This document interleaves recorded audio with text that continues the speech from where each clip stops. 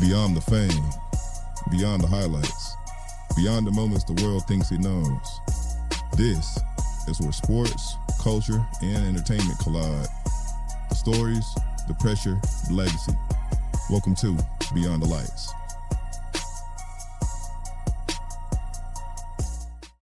What's going on, everybody? Welcome to Beyond the Lights, the show where we talk about sports, entertainment, everything in between. I'm one third of the great crew. This is Deuce checking in from Austin with my brothers Alvin and Jeff.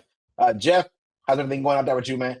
Doing well, man. Doing well. Cannot complain. How about you, fellas? Doing great. Good, Alvin, out of Dallas. Doing good, man. One third of these good brothers here to bring y'all some sports and entertainment talk. Looking forward to jumping into some heavy topics, some fun topics for this week. Yeah, we got a lot of transitions going on with sports and entertainment. Let's kick it off with sports at the top.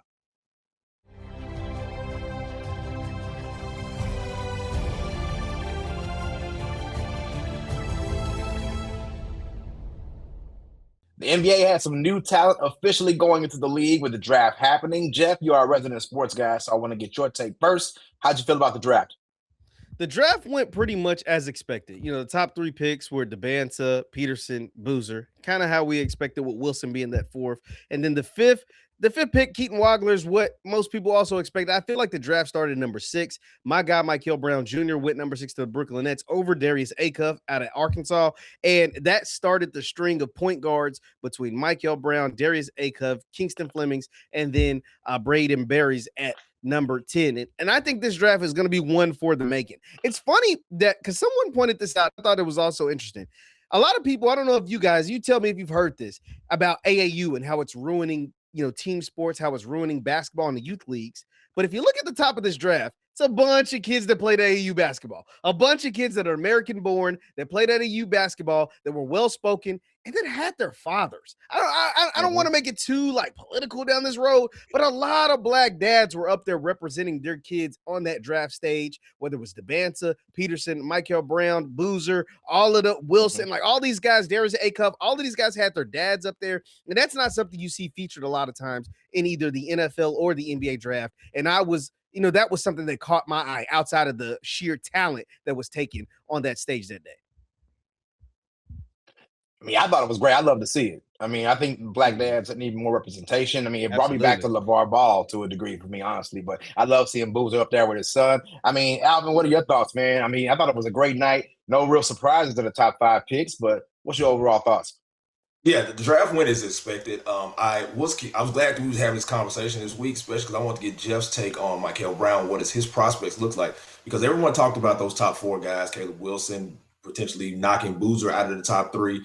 So I was interested to kind of hear your thoughts on what Michael Brown, what does his game translate to the NBA looking like? Because again, everyone was saying that, it was these clear top 4 guys and then kind of everybody else. But I think this is a good draft overall. I'm not going to go as far to say it's going to be an 84, 96, or even 03 draft, but I think there's a lot of solid players here, a lot of players that I think are going to be really good pros. But Jeff, I want to get your take on Michael Brown Jr. Yeah, they got to work before they could even be compared to any of those draft classes. Those are legendary draft classes with abundance of Hall of Famers, All-Stars, and like you said, 84, 96, and 03. But they're in debate of the greatest draft classes ever. So we're just on paper, this draft looks really good. When it comes to Michael Brown Jr., man, I had the pleasure of covering Michael all throughout the year. I've gotten to know him, his family really, really well. I think this young man that was the number 1 point guard going into high school, this was the young man that was the best player on Team USA when they went out and won the gold medal for a U19 team. And he went to college. He had a back injury, which is never good with a young player having a back injury. And it was a legit back injury. I'm going to be honest with you guys, it was legit. But he also scored 45 points in the game. He had 10 3-pointers in the game. These are both school records at the University of Louisville. And this young man can light it up. He's got to be more consistent. He's got to be in an offense that doesn't encourage bad shots like at times I think Louisville did. But if he gets it, puts it all together, the talent is there. 6'5" without shoes. He has got it all. He is a really big time player, a bigger player than Acuff, even though Acuff did more in his 1 year. Acuff was a dog. Let's not get it twisted. Acuff is a monster. But Michael Brown, I think the Brooklyn Nets saw more potential in what he could potentially be with his size, skill, a skill level, and shooting ability than maybe what they potentially saw in Acuff. Yeah, that's why I wanted to get your take on it, because for me, being in SEC country, I saw a lot of Darius Acuff, and I thought, Yeah, like, he's a legitimately, dog. I thought him and, like, when people were like having the top four, and his name wasn't in it. It was kind of surprising to me because, again, he came in as a freshman and won SEC Player of the Year, which is something that doesn't happen when you're playing in a Power Five league conference and you're coming in and winning like Player of the Year, not just Freshman of the Year, but Player of the Year. That's a big deal. So that's why I was curious to get your thoughts on Mike Hill, like how good he can be and what the like his ceiling is as a professional player. So that was why I wanted to ask that question, because again, I'm huge on Darius Acuff fan. People that don't know, I'm from Memphis. I was hoping that some way we could have swung it to where we got Boozer and Acuff, or if we didn't, Caleb Wilson and Acuff. But I think, like I said, I think there's a good draft. I think there's a lot of good players, and I don't put in a plug for one of the schools, from one of the kids from one of my schools, Nathan Mint. I think he's going to be a solid player with the Bucks with Berries. I think that's a good pairing. I think they did a good job. I think a lot of teams did a good job getting multiple players in the first round that I think can be really help franchise cornerstones for a lot of these teams. Okay, gents, real quick, because I know we got to get to this big trade to happen, but who do y'all think gets Rookie of the Year? Just early predictions. Peterson. I think Peterson is the most talented player in this draft. He may not get the most looks, so that's why I'm hesitant, because they actually have a really good team in Utah now, on paper anyway. But the Bance is going to get the biggest chance as far as looks wise. Peterson, I just think, is more talented. Okay, Alvin. I think Darius Acuff. I think Acuff, because again, that Kings team is very. They don't have at this point they don't have an identity. I mean, Domantas Sabonis has been rumored to be getting traded throughout the year, and again, I think they're going to move on from DeMar DeRozan. So I think it opens it up a lot for him to do a lot as a rookie. And if he's the hardworking guy that all the scouts are saying that he is, I think he has the opportunity to light it up every night for that team. So I think he's be my dark horse for the Rookie of the Year. I'm gonna go with Boozer because I feel like nobody is talking about him enough. Everybody is talking about Devonta and everybody else. I'm like, I'm going with Boozer, but we'll see what happens. I was right about the NBA Finals, y'all saw. We'll see what happens with the Rookie of the Year. But right now, let's keep it on the East Coast. Giannis Antetokounmpo is being traded, taking his talents to South Beach. He is going to the Miami Heat. Alvin, I'm gonna start with you. How do we feel about this trade? Has the Heat just become a contender?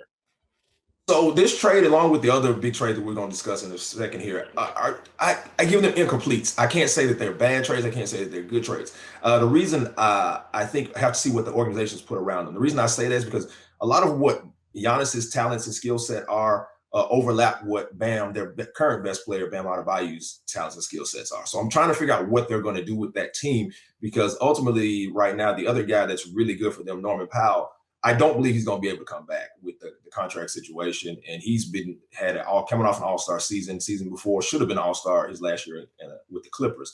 So I got to see what they do around him, because again, a lot of their skill sets are guys who are physical freaks, who can get up and down the floor, may not be great three-point shooters. So it's like you need somebody around them. You need some guys that can knock down, or some knockdown shooters around them. And I don't know if Miami has those guys. So again, I have to see what else they do in free agency before I say that they want to trade or lost to trade. I think it's incomplete right now. Yeah, them giving up Tyler Hero, I didn't think it made a lot of sense. I mean, I get it. Giannis is a top player, but Tyler Hero's a threat at 3 and just around the court. But Jeff, I'm gonna come to you. I mean, what's your insights here? How do you see the Miami Heat going into next season? I see the Heat being a borderline playoff team. I'm sorry, this trade don't do nothing for me. I mean, it just does not. How do you pair Giannis with Bam? Like, how is that going to work? I get it. Bam scored 83 points in a game, and we will never be able to take that away from him. But Bam Adebayo is not a guy that naturally fits on offense. Defensive-wise, I think they'll be able to stop a lot of people, because I think both of these guys are elite defenders. But having both of these guys and trying to construct an offense around two dudes who aren't perimeter-oriented at all, who kind of play the same style, just Giannis does it better, I don't know. It blows my mind. I don't know how you're going to do it. I'm not mad at Miami, because you just get the player and you deal with everything else later. I much rather have seen Giannis go to the Celtics in the Jaylen Brown trade. Jaylen Brown gets his own team in Milwaukee. Giannis gets to go to Celtics and instantly contends for an NBA Finals. That's not the case in Miami. I think they're going to be contending for a playoff spot, which does nothing when you trade all of your future to go get a future Hall of Famer. I don't know. This trade just does nothing for me. Milwaukee, to your point, Alvin, did really, really good in the draft, getting Nate Ahmet with that 13th pick and future picks with Tyler Hero and all these things that they got from Miami. That was big for them. I think Milwaukee is setting themselves up for their future to be really good.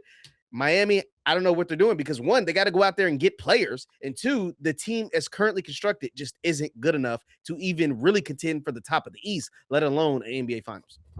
Hey, let me just add, we all know that 83-point game got an asterisk on it. I'm not going to let him just run with like, oh, I got 83. I don't disagree with you, but it happened. You know? Yeah, NBA players played the game. Hey, man, I can't knock them. I mean, if I played against the equivalent of middle schoolers, I'd get 83 points too. But anyway, that's just me. Let's go to the most interesting backcourt probably now in the NBA is the LaMelo Ball trade. He is going over to the Timberwolves paired with Anthony Edwards. This one is interesting to me. It's like, who is going to control the ball now? I think this team, one of them is going to have to relinquish. I think it's still Anthony's team. So in my opinion, LaMelo's going to have to kind of take a step back. But Alvin, I'm coming to you first. What do you think about this one? Good trade, bad trade? Same as Miami. It's a little incomplete for me, not because I think those two guys, there definitely was a need for another ball handler and somebody who could score. Because Anthony Edwards was like, the pressure was on him as soon as he stepped on the court. Like, he had to be the guy to create and get the offense going. So I think LaMelo has him there helping. The reason I'm kind of hesitant to say it's a win for them is because, again, last year they had 3 bigs. And the one that they kept is the one that's the least useful offensively. 10 feet and in, and defensively 10 feet and out. Rudy Gobert. Okay, Rudy is what the old folks used to call tall, and that's all at this point. Like, that's what he is. I'm just gonna be real. Like, Rudy is just tall, and that's all, and that's the guy they kept. So I'm like, I don't know what you do with that, because again, for a significant stretch of the season, Naz Reid was the Timberwolves' best big, without question. It wasn't even. It was like not even a close second. You know what I mean? Of course, and a lot of people like Julius Randle, but I heard there were murmurings about his attitude and his fit there. So then, like I said, again, I got to figure out what they're going to do. Like, again, anytime you get the opportunity to get an all-star player, you're going to make the move. And like Jeff said, figure it out. But there's a lot of figuring that needs to happen on both sides for both of these teams that make these big moves. I mean, Jeff, how does Anthony and LaMelo exist here together? You try to figure it out, man. And here's the thing. So with the Giannis trade, I feel like there's a baseline of how bad the Heat can be. And I don't think it'll be that bad. I just think they'll be fighting for a top 4 seed in the East. I just don't think they'll be at the upper echelon of the East. With Timberwolves trade, this is the ultimate boomer bust, right? Like, this is like, they could be one of the best teams in the NBA, or they could literally be in the lottery for a pick that they don't even own anymore. Like, this is like really, like, this is the ultimate move, because LaMelo Ball, as popular as he is, as much as I love him, as much as other people love him, he hasn't played winning basketball in a very long time, right? So you're getting him on a team with the Timberwolves, who have went to the Western Conference Finals 2 of the last 3 years, and last year knocked off the Denver Nuggets, who a lot of people thought would end up in the NBA Finals. So we're talking about a Timberwolves team that's played in a bunch of really, really meaningful playoff games over the course of the last 3 years. So that is the ultimate difference. You're dropping LaMelo into that ecosystem, where in Charlotte, it was able to play reckless, drive reckless on the streets of Charlotte, like do all these reckless things, and none of it mattered, right? Like, and now you're going to an organization that really is looking to win, and they're looking at you to help them help their superstar get over the hump and really get to winning. So I love it personally, because I get to watch 2 of my favorite players on the same team, LaMelo Ball and Edwards. What is like a soundbite? The reporters in Minnesota are going to love it. The national media is going to love it, because you never know what either one of these guys are going to say. But I am just anxious to see how it actually plays out on the court, because like we talked about Miami, Minnesota's really got to fill out the rest of that roster, because they went from, like Alvin said, forward in low post player heavy to now perimeter oriented, and that is a drastic switch. How is that going to work? How is that going to work on the fly? What is LaMelo going to be like being number 2? Because there's no, Alvin mentioned it, but there's no doubt whose team this is. It's Edwards' team, right? Like, he's the all NBA guy. He is the guy that's on the trajectory of future Hall of Famer, all these things. It's his team. How does LaMelo now deal with now not being the guy at a team, the ecosystem revolving around him, now revolving around Ant? All of these things we can't wait to see, but that's why I'm excited about it. But I'm also nervous at the same time, because this could be an ultimate boom, like leading them to a championship, or it could literally have them in a lottery for a pick they don't even own anymore. It feels like when Kyrie and KD and Harden all went to the Brooklyn Nets. It's like, oh, this looks great on paper. But see, even that together, to me, looked more like more a sure thing. Like, that looked like more of a sure thing. And if it wasn't for COVID and Kyrie not getting the vaccine and not being able to play home games, we never know what it could have led to. But this, to me, that don't look as sure as that did. This, to me, is exciting, and it's great for 2K. In real life, I don't know. In real life, I don't know. Exactly. It feels like 2K. That's exactly, you hit the nail on the head right there. A lot of shifts. We're going to stay close to all of them, but sports isn't the only thing shifting right now. There's a lot going on in the world of entertainment. Let's get to the entertainment report right now.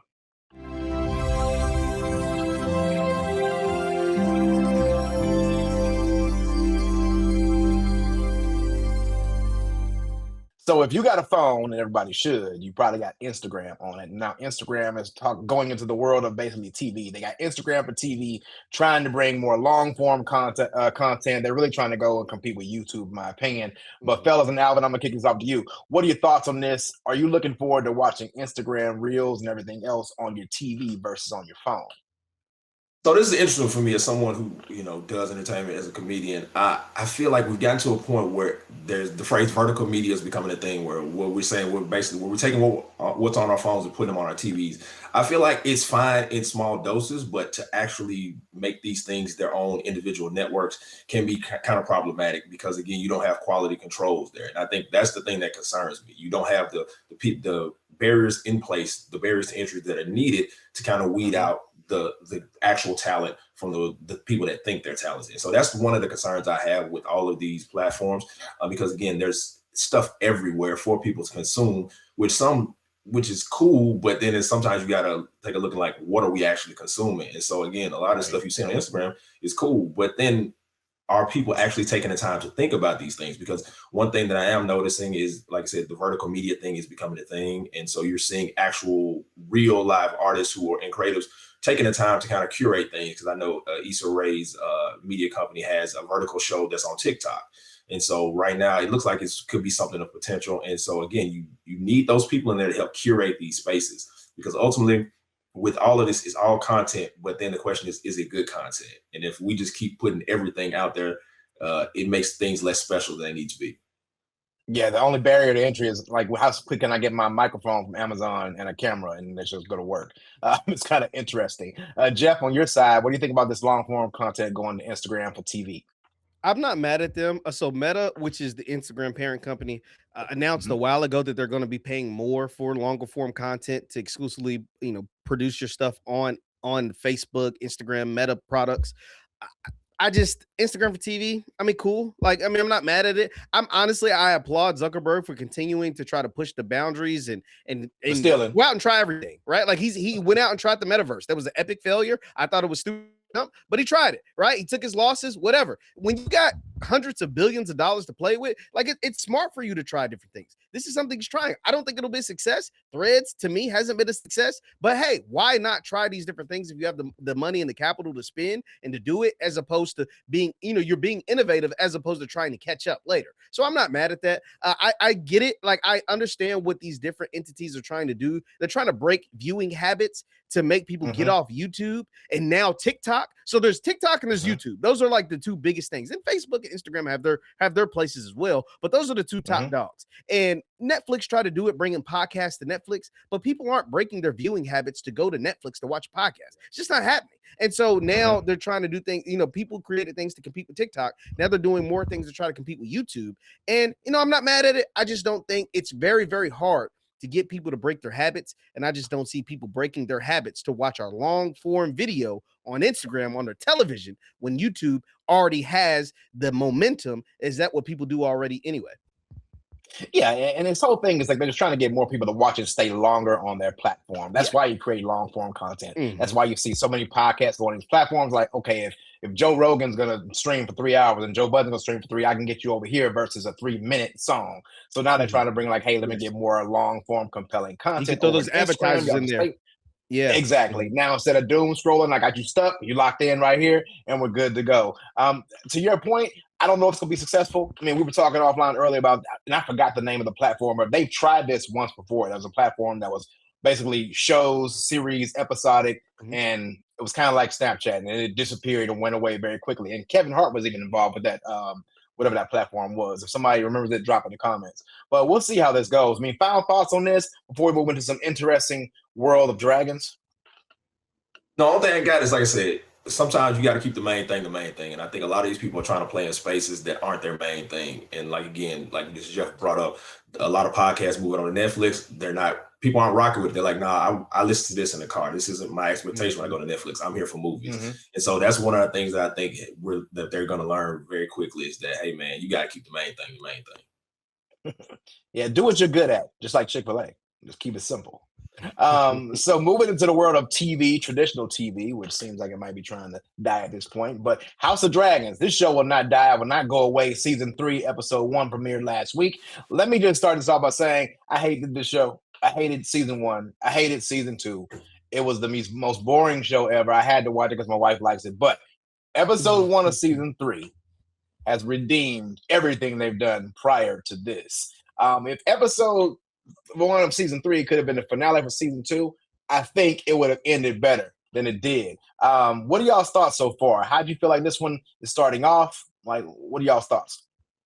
So for me, House of Dragons is one of those shows that's kind of like a slow burn watch for me. It's like it's not a priority. It's in the background. It's basically big sci-fi fiction in doses for me. And like I said, again, I don't love it, don't hate it. I don't feel as aggressively as you do, Deuce, about it. But I think it's a solid show and it's entertaining enough. And I think that's the thing that we need to keep in mind with these shows is that we do need these very interesting, creative IP that people can sink their teeth into and they can really, really love these things. And so like I said, again, it's not like appointment viewing for me, but it's definitely something that is very well written, very well done. So of course I'll check in for it. Yeah, Jeff, as I told you guys, I don't watch House of Dragons. I just thought it was funny. The meme that is going viral as of right now is like House of the Dragons is the real name. Black people, House of Dragons. And I remember I told you guys, I was like, is it not House of Dragons? Like, I thought that's what it was called, right? I've seen the commercials. I've seen its billboard. I've seen its advertising. I know that it's a playoff of, Game of Thrones and all these things. I just had no idea that it was actually called House of the Dragons. And now I was like, wow, this is incredible. And Kev on stage did a very, very funny parody of this, a video on his own. And I just like, wow, I had no idea. I literally thought it was called House of Dragons. That was it. Yeah. It's interesting. If you're one of them fans, you got thoughts, drop in the comments. I'm glad that somebody got taken out at the end of episode 1 because he was getting on my last nerve. Other dude kissing his mama is weird, but if you watch Game of Thrones, they do weird stuff. But I tell you what ain't weird is what's been in my tape deck. I'm gonna throw back for there. All weekend was a new T.I. album. T.I. released his new album, Kill the King. Gentlemen, we need to have a conversation on this one. Early thoughts on this album. I'm not gonna say classic. Yeah, let's hear it from you, man, because you're the one that got a Grammy thing behind you. So let's hear it from you, man. What is that, by the way? I keep staring every week I get on here. I'm like, what is this that got a Grammy box on there that Deuce got in his background? Like, what? Talk to me, man. I did a little work. It's your work. I did a little work with Shakira, and now I won a Grammy, so we can talk about that later on. But this T.I. Kill the King. From front to back, no skips, is what I'm going to say right now. I'm not going to say classic, but this has become my favorite T.I. album next to Urban Legend for me. I still think Drake's album, Iceman, is probably album of the year for me thus far, but this T.I. album, it's right there. It's creeping up. I mean, oh man, Dope Boys Academy, the song with Anderson .Paak, I forgot what it's called. I mean, Let Him Know. He's got records on here. He got his son on it, man. It's to him. Yeah. I mean, there's so many records. Like I said, literally no skips. You put it on from start to finish. Young Dro is on the album. The Dream is on the album. I mean, this couldn't have been crafted better from someone who's a seasoned talent to come back. And first of all, remember he retired. Said like, "Hey, I'm done. You're not gonna see me perform no more." He's supposed to be done after this one too. Right. That's what he say. I don't believe it. But matter of fact, he already talking about dropping another album. I heard him on an interview with Joe Budden. But T.I., man, hats off to you. This was a masterclass on someone's season to say, hey, I can still compete with everybody out there and I'm the best to do it. And being from the South, I got to say thank you for doing that and putting on for the South. So now I'm going to turn it on to you fellas. Alvin, you kick it off first. What's your thoughts on this T.I. album, man? Kill the King. So Dope Boy Academy had me hooked from the beginning. That was the one, and it resonates with me. It was one of those immediately. We got to run that back. So like that's my thing is, man. T.I., again, just to speak to his legacy in hip hop, I want to say something. I know we get caught up in the thesaurus language that he uses. With T.I.'s first 3 albums, I'm Serious, Trap Music, Urban Legend, like you said, I put them up against anybody in hip hop's first 3 albums. Like that's how good those albums are. Trap Music was amazing. Like it's one of the first, it's just inventive in a way that put him in a level of pantheon as far as hip hop and as far as Southern hip hop is one of the greats. And so I had no doubt that he would put out a good album if given enough time, and he did. And so that's one of the things I'm enjoying. And then also, again, I'm going to out myself. I'm an unk at this point. I'm 41 years old. I got to be honest about that. I as much as I want to fight it, I'm in the unk category. When I heard this album, my Air Force Ones immediately just descended on my feet. I don't know where they came from.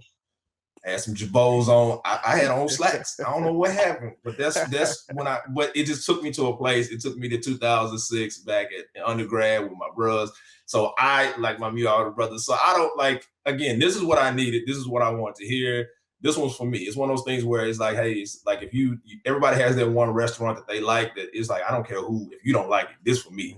And this is what this album was. This album was a good album. Like I said, I'm not going to get in the prisoner moment, like you said, Deuce, of the whole, is it classic or not? No, it's just a good album. I'm going to be riding out to for the next few weeks.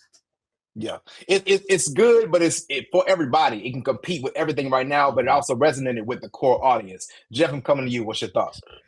Deuce, you had said I don't know if it was the last episode or a couple episodes back about how, we're really getting to the age, hip hop turned 50 a year or two ago, and we're getting to the age where we really see rappers from their inception to now and still be able to connect the dots, right? Like that is the pure talent. Now that's not everybody, right? Like we know guys that were hot at one moment and fell off and all this stuff, but the greats, they're really separating themselves because they were great when they were in their 20s, in their 30s, and now T.I. in his 40s, maybe 50s now.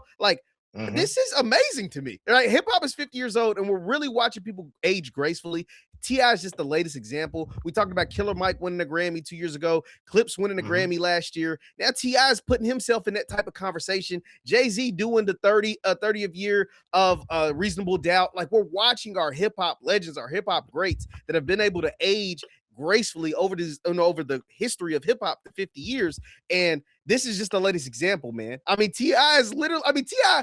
of my favorite rappers, like T.I. from when it comes to Atlanta, he's up there. It's like T.I., Jeezy, Future. Like those are the three for me. I know some people might do Outkast, some people do some other. Those are my three. And this, to hear him in 2026 come out rapping like this, like the Rents do, like we back, in Bankhead, like come on, man, what are we talking about? Like this stuff to me, I just love it now. Like I get passionate about it because hip hop is a way of life. It is the soundtrack to my life. And to hear a guy like T.I. that I was listening to way back when I was in like the 3rd grade to now being 30 years old with a kid, it's crazy, man. And I just love it. I really loved everything about this album.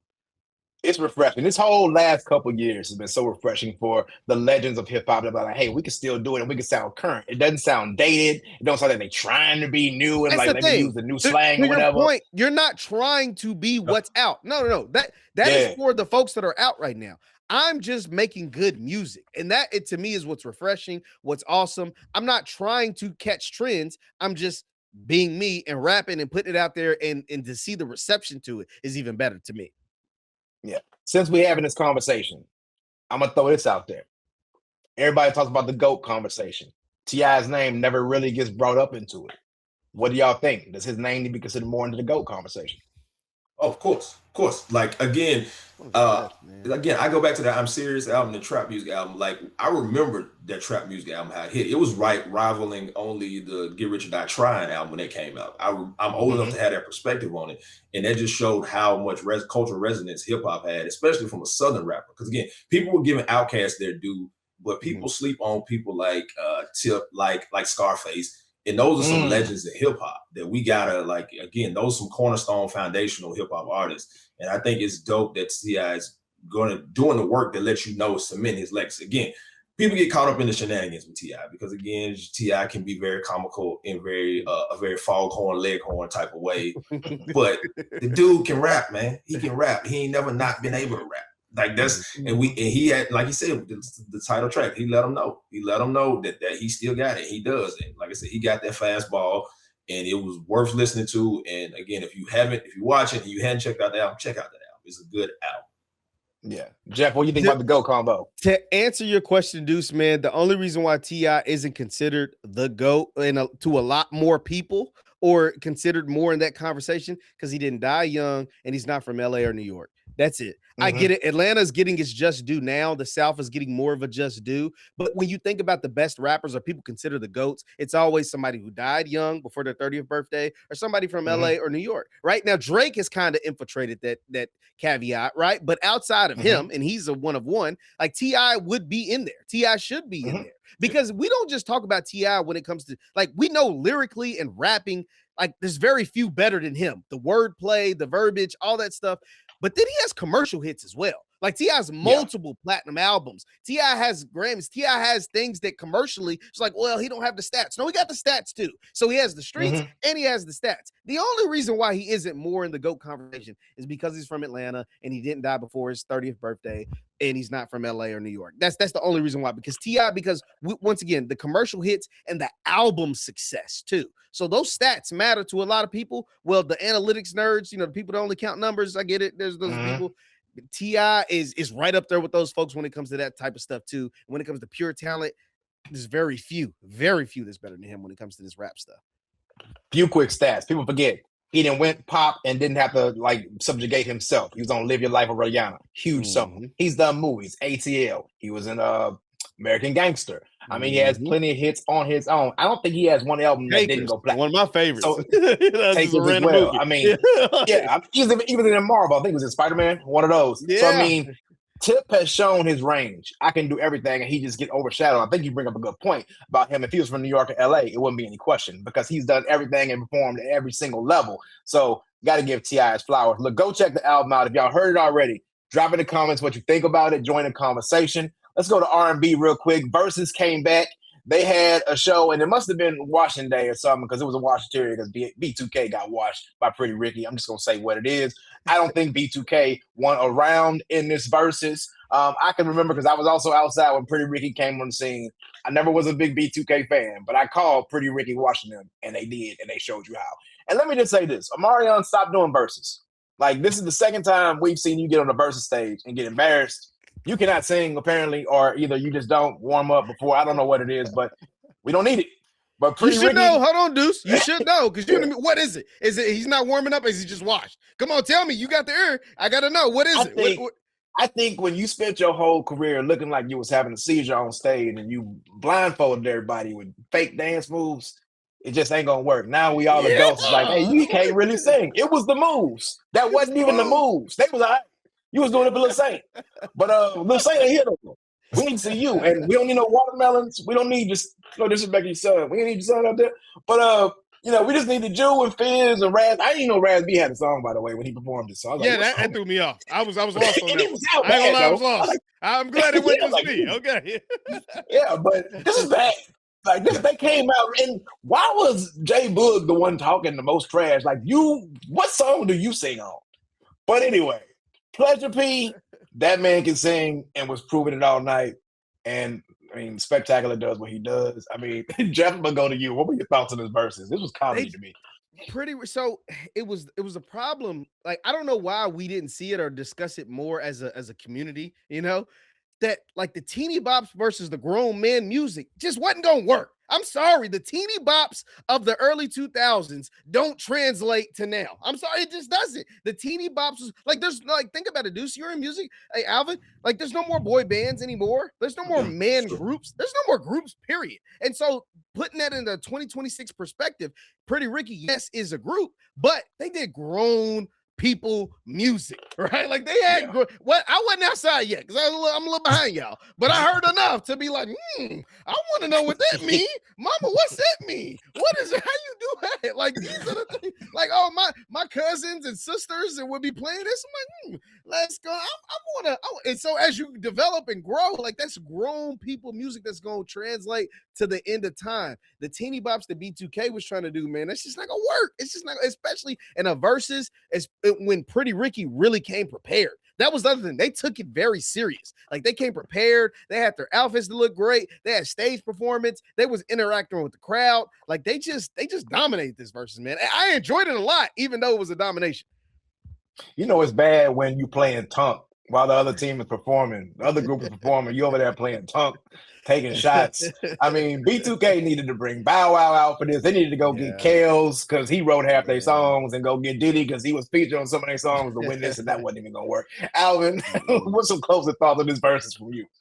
Okay, this versus was I'm not gonna lie, the bane of my existence. Okay, both of these groups annoyed me on a level that I can't explain. It was basically baby hairs versus a dude in your middle school who was a daddy already. Like, that's what it was for me. Okay, that's like, I'm not gonna lie to y'all. I checked in for a second, but I couldn't do it because it was like, now people realize that them baby hairs and them pseudo dance moves won't work for B2K. And then, like I said, Pretty Ricky's hold on, Alvin, man, this sound like Omarion or something took your girlfriend or something. Now, no, a little too critical. First off, was your girl trying to go to them dudes ain't taking nobody's girls. Now, you see them? They all about a biscuit. Like, away did from you get drugged to a B2K concert? Is that what happened? The musical content was never there for me. Like, Pretty Ricky was a little too aggressive with it. Like, Jodeci was at least a little subtle. They was like, hey, hold on, my brother in Christ. There are women in here. What's going on? That was always my issue with Pretty Ricky. I hated them. It was like, yo, y'all too aggressive. Y'all scare me, man. Y'all scare me a little bit. That was always my issue with them. But again, as Jeff stated, I can honestly say that I will be honest about the assessment. He was correct. Like, Pretty Ricky actually made music that could age well because it was too grown in the first place when they made it. So and B2K made, they just made teeny bopper music who, hey, let me distract you with these baby hairs while y'all not listening to these not good songs, It was comedy. If you ain't watched it, run it back. I'm sure Versus still got up on their platform. But yeah, definitely hilarious. I'm sure the stream's gonna go up. I think B2K, they even dropped a new single after the Versus. I think they took it down because I couldn't find it. So I was like, did they take this song? And it's bad. They debuted the new song during the Versus. It's like, y'all trying to really detract that y'all losing bad right now. Even the Mario started doing his solo stuff, it couldn't help. It was like, whatever, man. But let's say, all jokes aside, both of them groups are talented. B2K is talented with what they do. So it did provide us some entertainment on a good Thursday night. And some sad news, though, in the world of music. Clive Davis did pass away recently. You know who Clive Davis is. This man is a hit maker and has found some of the most successful talent in the music industry ever. We're talking about Whitney Houston, Alicia Keys. The list goes on and on. Even I know he's doing whatever right now, but he even had Bad Boy under his label at one point in time to keep them with distribution. But Clive Davis has been doing it for decades in the music industry, will definitely be missed. Next to Barry Gordy, I don't think there's another executive who has done so much as far as finding pure talent. And that's a skill of his own. You can't just get a random person to make them a star. Well, let me say you can, but to have longevity in this industry like the artist he found is different. So for him to do what he did, definitely we miss. I mean, he was 90 plus years old when he passed. So a long life, passed away peacefully from what I'm understanding with his family. So our prayers go out to him and his family. Also on the kind of the other end of the spectrum, Tay Keith, he passed away at the young age. He's in his 20s. Most of you know him. He produced a lot of hot records for Drake. If you know Beyonce, the record she did Before I Let You Go, the remix that she did from Frank Beverly Maze, he produced that record. So Tay Keith, sad to see him go. We don't really understand the cause of death right now, but definitely gonna miss him and what he could have become and could have continued on his legacy in the music industry. So prayers out to all of them and their families. Wish them the best. For us, let's get to who won the week.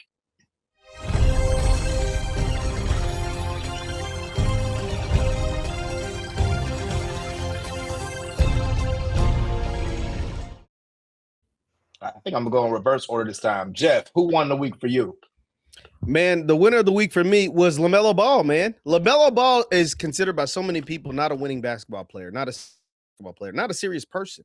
And now teaming up with Anthony Edwards and being able to have a legitimate shot at really playing meaningful basketball in the months of, May, June, these type of games that matter deep into the playoffs. I think you have an opportunity to redirect your career. I think you have a chance to change the narrative while also still remaining one of the most popular players in the league. He won the week by going out there to teaming up with Ant. Hey, you play second fiddle, you hit open shots, don't be as reckless as careless with the ball. You can make something happen in Minnesota because they've proven that they can build teams that can compete for an NBA Finals. LaMelo Ball, to me, fellas, won the week.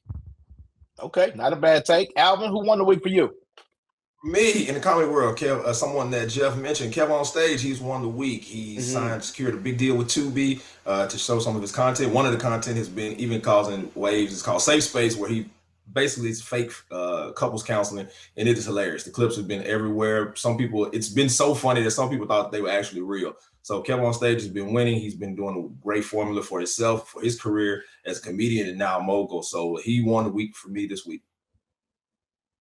For me, it's going to be, as y'all know, we're in June 27th. If you're from Houston, you already know what that date means to you. It's a legendary mixtape by DJ Screw. So for me, it is DJ Screw, the whole Screwed Up Click, because they did a collaboration with the Houston Astros. This isn't the first time they've done a collaboration. It's like hats, shirts. They were at the team store, and there might be some left. You know, that stuff sells out really quickly. But it's really cool to see a sports team get behind the city and just the really, I would say, a subculture of it and put it on Front Street. So definitely shout out to everybody in Houston, DJ Screw, his whole family, and the Screwed Up Click. That's my winner of the week. Real quick, trends, fellas. What are we watching on the trend side? Alvin, I'll go to you first. What trend are you watching? Something that we mentioned in an earlier episode, on the heels of Fun AF, I said we would start seeing more comedy competition because, again, that's more content that's easy to make and easy to pay for. And one of the things that, of course, as I mentioned, that just come up is Martin Lawrence is throwing his hat in the ring. He has a show called Pass the Mic that will be coming later this year with Joe Coy as the host. So that's a trend that I'm going to see. That, like I said, we mentioned in the earlier episode. And I think it's going to be something that's going to be big. And a plug for myself, go to passthemic.com and check out their website. My video's on there. Show me some love for chat. Show me some love in there. Give me some votes. But yeah, like I said, I knew that this was going to happen because, again, we talked about in the earlier episode, the success of Fun AF was going to breed, of course, copycats. And that's what we're having. And I think Pass the Mic is another opportunity for comics to get seen. So that's one of the trends we got to keep an eye on. Dope. Don't be a hater. Go check Alvin out. Make sure y'all vote on that. Jeff, what do you got your ears on? What some of the things that I'm watching when it comes to trending is also the world of streaming and everything that is going on with conglomerates like Fox buying Roku. What does that do for the future of entertainment as we continue to see monopolies being built by these different entertainment companies? Now Fox is putting their hat in the ring as far as owning the software that distributes the entertainments and the apps and different things like that. I'm curious to see how that continues to move and develop forward. So that is a trend that I am following. Man, for me, it's honestly the world of sports right now. So I live in Austin, and the NHL is looking to expand a hockey team. Austin's on that list. We already hear about the NBA expanding, like Seattle's getting a team again, I think Vegas. So I'm looking at what is the NFL going to do and what does their expansion plans look like anytime soon to see what else. Even baseball too, but more so NFL. I feel like Austin, I'm just going to throw it out there. Hey, we could use an NFL team. I'm just saying. Hey, I love the Longhorns, but can we get one? Something like we got a soccer team. We need another professional sport is all I'm saying.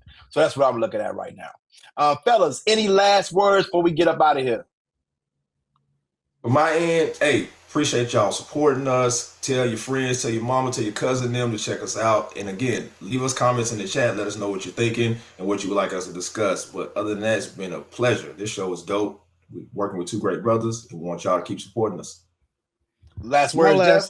My last thoughts are, Alvin, somehow you continue to be funny each and every single week, dog. We was cracking up. And Deuce, we need to know the story behind the Grammy that is on the wall. Do you have a trophy as well? Like what? I need to know more about that.